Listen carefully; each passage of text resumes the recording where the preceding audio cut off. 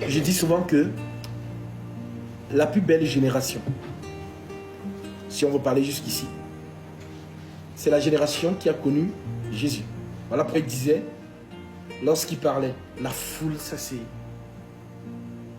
Heureux sont vos yeux, parce qu'ils voient. Car je vous le dis, beaucoup de justes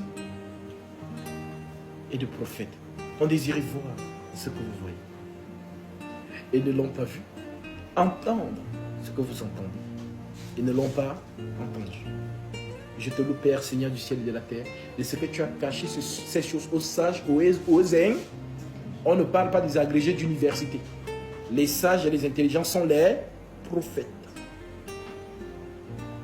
Voilà pourquoi dans 1 Pierre on dit les prophètes qui ont prophétisé, touchant la grâce qui vous était réservée, ont fait de ce salut l'objet de leur recherche et de leur investigation, voulant sonder l'époque et les circonstances marquées par l'Esprit de Christ qui était en eux et qui attestait d'avance les souffrances de Christ.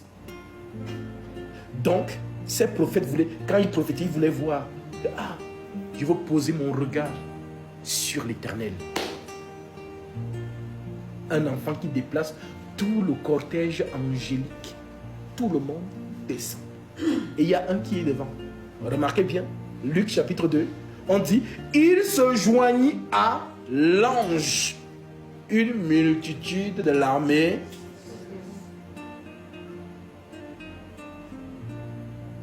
Donc, cet enfant, il est Dieu. Dans l'intranscendance, il est Dieu dans la transcendance. Voilà pourquoi on peut l'appeler image du Dieu un. C'est ce que Paul nous enseigne.